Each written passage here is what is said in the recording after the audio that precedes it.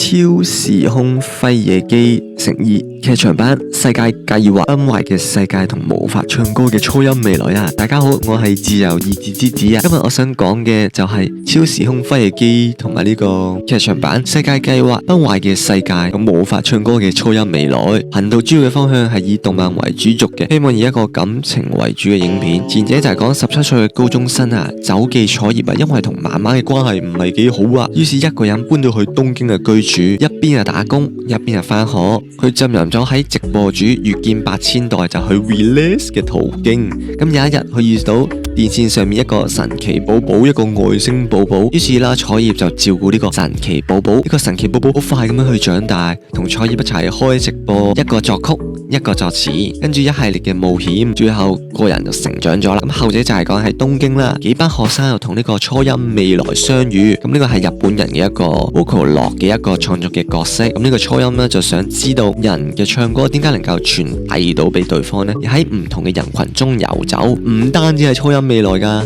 有呢個鏡音雙子啦、純音流歌啦，仲有呢個 Medo 同 Kaito 啦等等其他咁嘅 Vocaloid 嘅一個創作嘅角色啦，亦都不停喺咁人群中遊走啦，希望能夠聯繫到世界唔同嘅人。跟住危機出現啦，最後冇事，生活繼續。咁個人就有3個原因就想分享下嘅。第一，日本人緊貼呢個生活，日本人啦知道而家現代人嘅基本啦，做完嘢就翻到去住嘅地方之後啦，就睇下唔同嘅直播主啊，打下機啊，整下嘢啊，空閒時間啦就做自己嘢啦。咁故事當中就係高中嘅時候啦，咁初中咧基本上大家都係個薯仔嚟嘅，你可能唔係啦。咁到高中咧，喺日本嘅學生就可能先會慢慢去意識到，自己將來想做啲乜嘢咧。跟住呢個故事就寫出嚟，有啲日本學生會利用日本出產嘅 Vocaloid 嚟寫歌啦、作歌啦。第二，日本人緊貼到文化。咁事實上啦，咁故事當中嘅例子啦，超時空輝夜姬啦，好似呢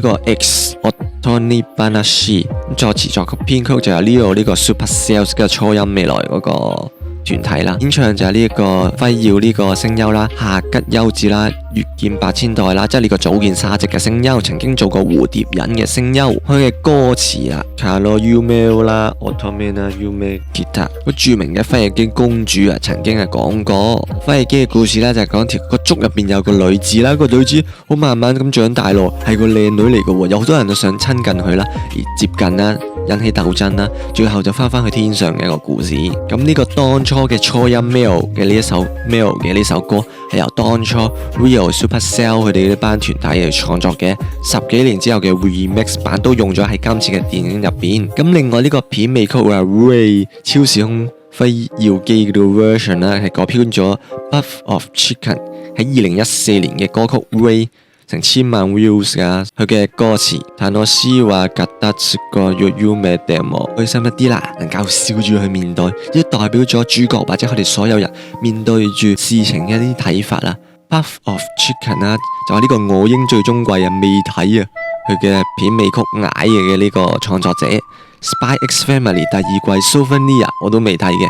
創作者。另外呢個世界計劃崩壞嘅世界同無法唱歌嘅初音未來嘅主題曲初次嘅未來，就由呢個40MP 同埋呢個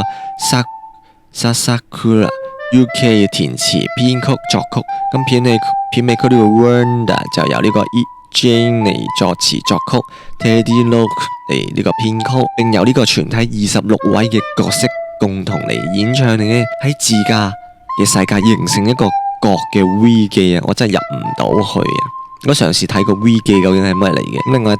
首 Deco 27一個人嘅新歌曲啦，每首歌都有6位唔同嘅 Vocaloid 嘅職人，包括呢一個 Irukaki 同埋呢隻 Ichiro Cerebro 創作嘅插曲《與你嘅戀愛大闖關》，最出名嘅就係呢個 Deco 嘅27嘅相愛性理論啊，唔係呢個6度相隔理論啊。佢嘅歌詞 Bokura Owa Nayoni 呢個讓風吹起名字，唔會就咁結束，都係一樣啦。喺自家嘅世界形成一個角嘅 V 記啦，我入唔到去，試下了解啲乜嘢。咁第3啊，故事反思有趣啊，超時空嘅輝夜姬啦嘅故事就係想帶出無法改變世事嘅話，只能夠想辦法接受呢個現實會產生引起共鳴。另外真正嘅精英呢，玩都會玩得正過人嘅，雖然我唔係精英，亦都唔需要係，佢哋嘅世界會有佢哋自己嘅煩惱，只要嘗試，你都會做到噶。正面啦，唔使比較，天生我材